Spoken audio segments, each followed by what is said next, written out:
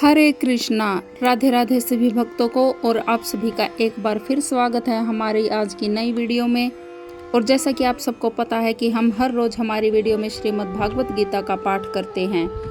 Video शुरू करने से पहले आप सभी से प्रार्थना है कि वीडियो को ज़्यादा से ज़्यादा शेयर करें, लाइक करें और हमारे चैनल को सब्सक्राइब करें। तो जहाँ से हमने कल पाठ समाप्त किया था वहीं से आगे आज हम शुरू करेंगे। श्रीमद् भगवत गीता हमारे सनातन धर्म में बहुत ही पवित्र ग्रंथ है और इसमें भगवान श्री कृष्ण के द्वारा बहुत ही अनमोल ज्ञान दिया गया है। तो चलिए शुरू करते हैं आज की वीडियो। भगवान श्री कृष्ण अर्जुन से कहते हैं, हे पार्थ, जो व्यक्ति यह जानता है कि आत्मा अविनाशी, अजन्मा, शाश्वत तथा अव्यय है, वह भला किसी और को कैसे मार सकता है या मरवा सकता है। प्रत्येक वस्तु की समुचित उपयोगिता होती है और जो ज्ञानी होता है वह जानता है कि किसी वस्तु का कहाँ और कैसे प्रयोग किया जाए। इसी प्रकार हिंसा की भी अपनी उपयोगिता है और इसका उपयोग इसे जानने वाले पर निर्भर करता है। यद्यपि हत्या करने वाले व्यक्ति को न्याय संहिता के अनुसार प्राणदंड दिया जाता है, किंतु न्यायाधीश को दोषी नहीं ठहराया जा सकता, क्योंकि वह न्याय संहिता के अनुसार ही दूसरे व्यक्ति पर हिंसा किए जाने का आदेश दे सकता है। मनुष्यों के विधि ग्रंथ मनु संहिता में इसका समर्थन किया गया है कि हत्यारे को प्राणदंड देना चाहिए, जिससे उसे अगले जीवन में अपना पाप कर्म भोगना न पड़े। अतः राजा द्वारा हत्यारे को फांसी का दंड देना एक प्रकार से लाभप्रद है। इसी प्रकार जब कृष्ण युद्ध करने का आदेश देते हैं तो यह समझना चाहिए कि यह हिंसा परम न्याय के लिए है और इस तरह अर्जुन को इस आदेश का पालन यह समझकर करना चाहिए कि कृष्ण के लिए किया गया युद्ध हिंसा नहीं है, क्योंकि मनुष्य या दूसरे शब्दों में आत्मा को मारा नहीं जा सकता। अतः न्याय के हेतु तथाकथित अहिंसा की अनुमति है। शल्य क्रिया का प्रयोजन रोगी को मारना नहीं अपितु उसको स्वस्थ बनाना है। कृष्ण के आदेश पर अर्जुन द्वारा किया जाने वाला युद्ध पूरे ज्ञान के साथ हो रहा है, उसे पाप फल की संभावना नहीं है। जिस प्रकार मनुष्य पुराने वस्त्रों को त्याग कर नए वस्त्र धारण करता है, उसी प्रकार आत्मा पुराने तथा व्यर्थ के शरीरों को त्याग कर नवीन भौतिक शरीर धारण करता है। अणु आत्मा द्वारा शरीर का परिवर्तन एक स्वीकृत तथ्य है। आधुनिक विज्ञानी जन तक जो आत्मा के अस्तित्व पर विश्वास नहीं करते, पर साथ ही हृदय से शक्ति साधन की व्याख्या भी नहीं कर पाते, उन परिवर्तनों को स्वीकार करने को बाध्य हैं, जो बाल्यकाल से कौमारावस्था और फिर तरुणावस्था तथा वृद्धावस्था में होते रहते हैं। वृद्धावस्था से यही परिवर्तन दूसरे शरीर में स्थानांतरित हो जाता है। इसकी व्याख्या एक पिछले श्लोक में की जा चुकी है। अणु आत्मा का दूसरे शरीर में स्थानांतरण परमात्मा की कृपा से संभव हो पाता है। परमात्मा अणु आत्मा की इच्छाओं की पूर्ति उसी तरह करते हैं जिस प्रकार एक मित्र दूसरे की इच्छा पूर्ति करता है। मुंडक तथा श्वेताश्वर उपनिषदों में आत्मा तथा परमात्मा की उपमा दो मित्र पक्षियों से दी गई है, जो एक ही वृक्ष पर बैठे हैं।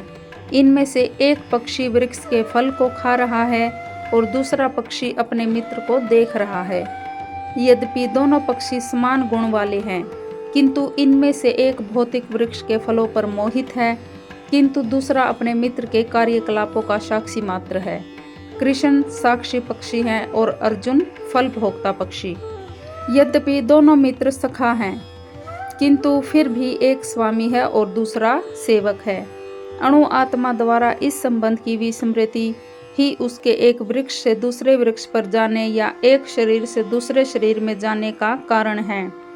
जीव आत्मा प्राकृत शरीर रूपी वृक्ष पर अत्यधिक संघर्षशील है, किंतु ज्यों ही वह दूसरे पक्षी को परम गुरु के रूप में स्वीकार करता है, जिस प्रकार अर्जुन कृष्ण का उपदेश ग्रहण करने के लिए स्वेच्छा से उसकी शरण में जाता है, त्यों ही परतंत्र पक्षी तुरंत सारे शोकों से विमुक्त हो जाता है।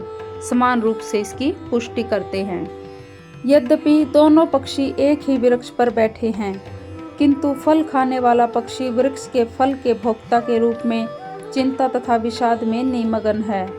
यदि किसी तरह वह अपने मित्र भगवान की ओर उन्मुख होता है और उनकी महिमा को जान लेता है, तो वह कष्ट भोगने वाला पक्षी तुरंत समस्त चिंताओं से मुक्त हो जाता है। अब अर्जुन ने अपना मुख अपने शाश्वत मित्र कृष्ण की ओर फेरा है और उनसे भगवत गीता समझ रहा है। इस प्रकार वह कृष्ण से श्रवण करके भगवान की परम महिमा को समझकर शोक से मुक्त हो सकता है। यहाँ भगवान ने अर्जुन को उपदेश दिया है कि वह अपने पितामह तथा गुरु के देहांतरण पर शोक प्रकट न करे, अपितु उसे इस धर्म युद्ध में उनके शरीरों का वध करने से प्रसन्न होना चाहिए, जिससे वे सब अपनी विभिन्न शारीरिक कर्मफलों से तुरंत मुक्त हो जाएं। बलिवेदी पर या धर्म युद्ध में प्राणों को अर्पित करने वाला व्यक्ति तुरंत शारीरिक पापों से मुक्त हो जाता है और उच्च लोक को प्राप्त होता है। अतः अर्जुन को शोक करना युक्तिसंगत नहीं है। यह आत्मा न तो कभी किसी शस्त्र द्वारा खंड खंड किया जा सकता है, न अग्नि द्वारा जलाया जा सकता है और न जल द्वारा भिगोया या फिर वायु द्वारा सुखाया जा सकता है। सारे हथियार, तलवार, आग्नेयास्त्र, वर्षा के अस्त्र, चक्रवात आदि आत्मा को मारने में असमर्थ हैं। ऐसा प्रतीत होता है कि आधुनिक आग्नेयास्त्रों के अतिरिक्त मिट्टी, जल, वायु, आकाश आदि के भी अनेक प्रकार के हथियार होते हैं। यहाँ तक कि आधुनिक युग के नाभिकीय हथियारों की गणना भी आग्नेयास्त्रों में की जाती है, किंतु पूर्व काल में विभिन्न पार्थिव तत्वों से बने हुए हथियार होते थे। आग्नेयास्त्रों का सामना जल के हथियारों से किया जाता था, और जो आधुनिक विज्ञान के लिए अज्ञात है, आधुनिक विज्ञान को चक्रवात हथियारों का पता भी नहीं है। जो भी हो, आत्मा को न तो कभी खंड खंड किया जा सकता है, न ही किन्हीं वैज्ञानिक हथियारों से उसका संहार किया जा सकता है, चाहे उनकी संख्या कितनी ही क्यों न हो। मायावादी इसकी व्याख्या नहीं कर सकते कि जीव किस प्रकार अपने अज्ञान के कारण उत्पन्न हुआ और तत्पश्चात माया की शक्ति से आवर्त हो गया।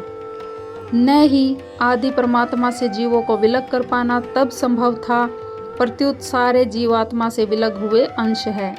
चूंकि वे सनातन अणुआत्मा हैं, अतः माया द्वारा आवर्त होने की उनकी प्रवृत्ति स्वाभाविक है और इस तरह वे भगवान की संगति से अलग हो जाते हैं। जिस प्रकार अग्नि के स्फुलिंग अग्नि से विलक्त होते ही बुझ जाते हैं, यद्यपि इन दोनों के गुण समान होते हैं। वराह पुराण में जीवों को परमात्मा का भिन्न अंश कहा गया है। भगवत गीता के अनुसार भी वे शाश्वत रूप से ऐसे ही हैं। अतः मोह से मुक्त होकर भी जीव पृथक अस्तित्व रखता है, जैसा कि कृष्ण द्वारा अर्जुन को दिए गए उपदेशों से स्पष्ट है। अर्जुन कृष्ण के उपदेश के कारण मुक्त तो हो गया, किंतु कभी भी कृष्ण से एकाकार नहीं हुआ। यह आत्मा अखंडित तथा अघुलनशील है। इसे न तो जलाया जा सकता है, न ही सुखाया जा सकता है। यह शाश्वत, सर्वव्यापी, अविकारी, शिथिल तथा सदैव एक सा रहने वाला है। यह आत्मा अणुआत्मा के इतने सारे गुण यही सिद्ध करते हैं कि आत्मा पूर्ण आत्मा का अणुअंश है और बिना किसी परिवर्तन के निरंतर उसी तरह बना रहता है। इस प्रसंग में अद्वैतवाद को व्यवहारित करना कठिन है, क्योंकि अणुआत्मा कभी भी परमात्मा के साथ मिलकर एक नहीं हो सकता। भौतिक कल्मश से मुक्त होकर अणुआत्मा भगवान के तेज की किरणों की आध्यात्मिक स्फुलिंग बनकर रहना चाह सकता है, किंतु बुद्धिमान जीव तो भगवान की संगति के लिए वैकुंठ लोक में प्रवेश करता है। सर्वगत शब्द से महत्वपूर्ण है, क्योंकि इनमें कोई संशय नहीं है कि जीव भगवान की समग्र सृष्टि में फैले हुए हैं। वे जल, थल, वायु, पृथ्वी के भीतर तथा अग्नि के भीतर भी रहते हैं।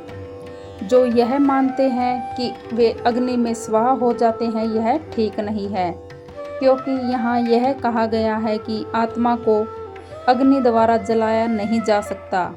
अतः इसमें कोई संदेह नहीं कि सूर्यलोक में भी उपयुक्त प्राणी निवास करते हैं। यदि सूर्यलोक निर्जन हो तो सर्वगत शब्द निरर्थक हो जाता है। अणुआत्मा कभी भी परमात्मा के साथ मिलकर एक नहीं हो सकता। अणुआत्मा भगवान के तेज की किरणों की आध्यात्मिक स्फुलिंग बनकर रहना चाह सकता है, किंतु बुद्धिमान जीव तो भगवान की संगति के लिए वैकुंठ लोक में प्रवेश करता है। जिस प्रकार अग्नि के स्फुलिंग अग्नि से विलग होते हुए बुझ जाते हैं, यद्यपि इन दोनों के गुण समान होते हैं। वराह पुराण में जीवों को परमात्मा का भिन्न अंश कहा गया है। तो आज की हमारी वीडियो को हम यहीं समाप्त करते हैं, और आपको अगर हमारी वीडियो पसंद आई हो तो हमारी वीडियो को ज़्यादा से ज़्यादा शेयर करें और हमारे चैनल को सब्सक्राइब करें। भगवान श्री कृष्ण आप सभी पर अपनी कृपा बनाए रखे। तो मिलते हैं कल और एक नई वीडियो के साथ। हरे कृष्ण।